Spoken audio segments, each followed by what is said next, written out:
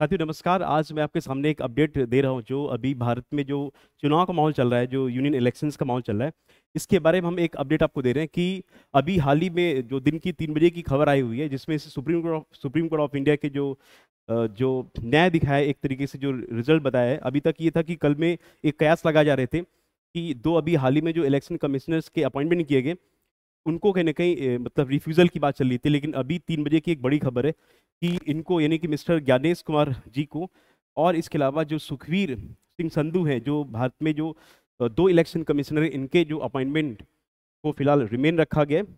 तो बहुत ही जल्द फिलहाल अपडेट आ जाएगा कि कब इलेक्शंस होंगे। इसके बारे में ये 22 मार्च एक ऐसी हिस्टोरिकल डेट होगी जिसमें अपडेट हो जाएगा कि इलेक्शंस की डेट क्लियर हो जाएगी, जो होली की छुट्टी के पहले का एक प्रकार से वर्किंग ही रहेगा सरकार के अंतर्गत। तो थोड़ा सा ये भी हम लोग ये समझ लेते हैं कि भारत का जो इलेक्शन कमीशन ऑफ इंडिया होता है, ये एक प्रकार का कॉन्स्टिट्यूशनल बॉडी है, और इस बॉडी का जो फॉर्मेशन भारत के संविधान में आर्टिकल संख्या 324 में इस बात को मेंशन किया गया है। और भारत के जो पहले जो चीफ इलेक्शन कमिश्नर रह चुके थे, जिनका नाम था मिस्टर सुकुमार सिंह सेन जी, और वर्तमान में जो 25वें जो मुख्य जो चुनाव आयुक्त थे, यानी कि चीफ इलेक्शन कमिश्नर हैं, वो है मिस्टर राजीव कुमार जी।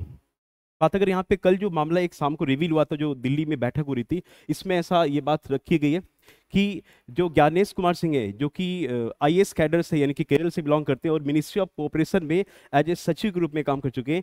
वहीं पे अगर हम बात करते हैं ये सुखवीर सिंह संधू की बात करते हैं अगर, तो ये पंजाब से बिलोंग करते हैं और इन्होंने अमृतसर मेडिकल कॉलेज से एमबीबीएस की पढ़ाई की हुई है।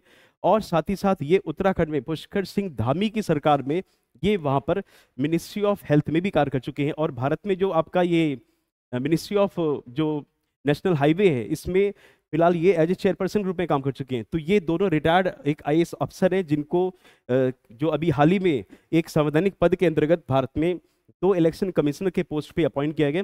और इसके पहले अगर देखते तो मिस्टर अनूप चंद जी, जिनका कार्यकाल फरवरी मंथ में जो समाप्त हुआ था, उनका रिटायरमेंट हुआ था, उनका कार्यकाल समाप्त होकर के रिटायरमेंट हुआ। और अरुण कुमार गोयल जी ने अभी हाल ही में 8 मार्च को इस्तीफा दे दिया है। तो इससे कहने की एक बड़ी गहमा गहमी थी, लेकिन तत्काल समय पे कल के दिन फिलहाल अभी दो बड़े नाम रिवील हो गए थे, और आज दिन की 3 बजे फिलहाल सुप्रीम कोर्ट ऑफ इंडिया ने इन नामों को स्टे रिमेन रखा हुआ है। तो बाकी अपडेट के लिए मिलते हैं अपने सेशन में। Thank you.